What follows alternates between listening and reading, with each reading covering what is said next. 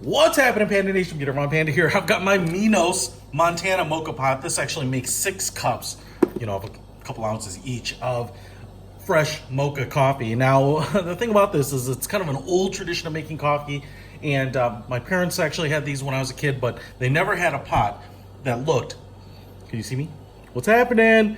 That looked as good as this mocha pot right here. So I want to use it, share with you, obviously, the Minos Moka Pot here, which is awesome. I did a full review and unboxing of this. It's just amazing. It's just really beautiful. It's kind of got this egg-shaped, polished stainless steel, replaceable silicone handle in here. Just kind of really a step up, much more fancy than the kind of standard octagonal mocha pots. But I also want to show you how to make the best cup of mocha coffee or shot of mocha coffee, truly, based on my experience. Now, one thing you're gonna have to do here is obviously remove the bottom, and then you'll have your reservoir, safety release valve right there, and you're gonna fill it up with water, not up to the valve, but a little lower, so you probably have an inch of water here.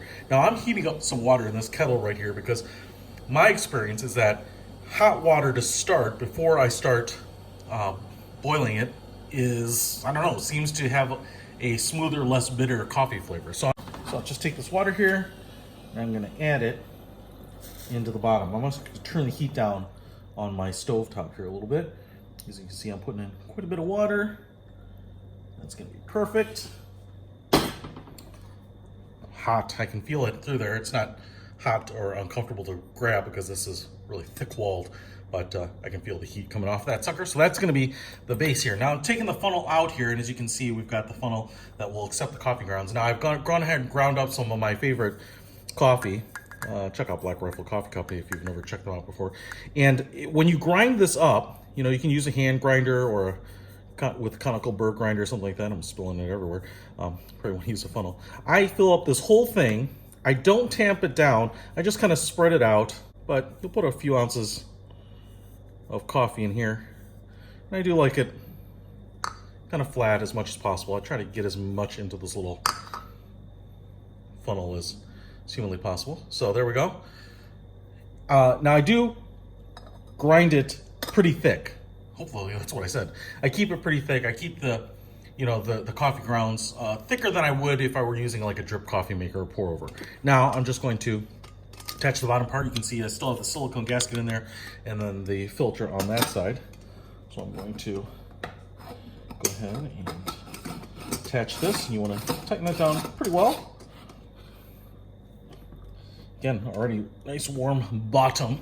Everyone wants a warm bottom. Now I'm going to go ahead and put this on my flame, and I'm going to turn this way down. So I just want the flame underneath the pot there. Now I'm not sure what the science is for keeping this open other than watching it, but you do.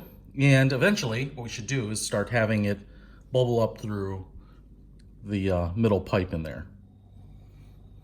Now a few minutes later, what you might be able to see there is I've got coffee, that espresso pouring out of the little perforations in the pipe there and slowly filling up this thing. So that's gonna be great. I'm looking forward to getting all that brewed.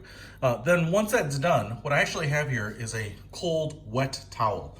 So I've got that standing by at the ready because what I like actually doing is once it's basically stops brewing, once you start getting a little bit of that froth, that air, you can really start seeing the flow slow down.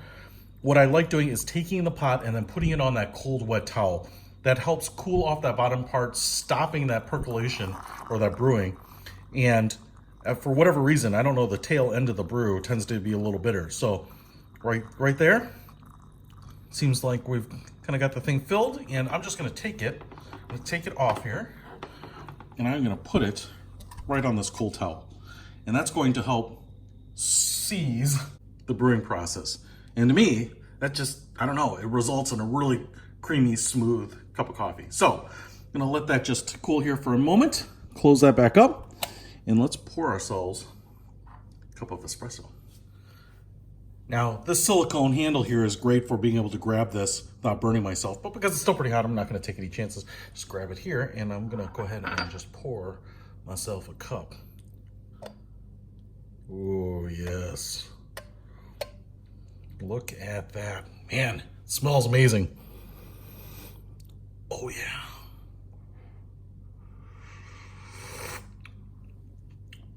That is delicious. That is absolutely phenomenal. Man. Starting to get cold here in the Midwest. Pretty cool. It's only in the 40s. And a hot cup of fresh made mocha espresso like this is just what the doctor ordered. Holy smokes, this is great. I'll tell you what, this Montana Moka Pot makes 6 cups of this espresso. It does it in beautiful, beautiful modern style. And this type of pot is an easy and inexpensive way to be able to make pressed coffee at home without a bunch of fancy equipment, without a $1,500 machine, or buying a $200 or $300 Nespresso machine. Man, the old-fashioned way, and this is fantastic. Love it. And brew it this way, and hopefully you'll have the same experience of having just a smooth, not bitter, not tart cup of coffee. Check it out. I'll put a link to it in the description. Peter Von Pand out.